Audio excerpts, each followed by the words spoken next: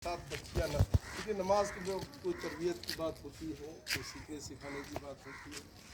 तो एक साथ बच्चियाँ भी अलग अलग पढ़ लेती है, एक जगह हॉल में पढ़ेंगी मस्जिद में, तो यही बना रहे हैं उधर इधर बखिया जैसा रूम है वो सब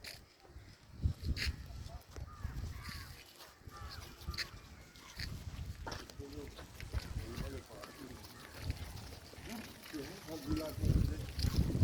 दिल्ली से भी हो, लोकल को रखते भी नहीं, माहौल भी अच्छा नहीं रहता है और गैर हाजिरी बहुत है और सलाहियत भी उतनी हो पाती है।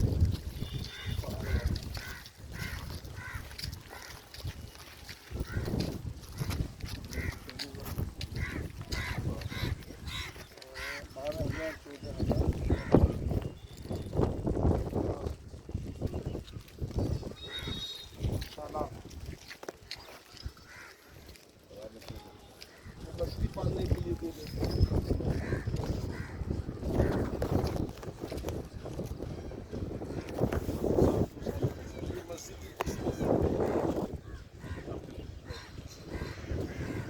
इसकी देख रेख भी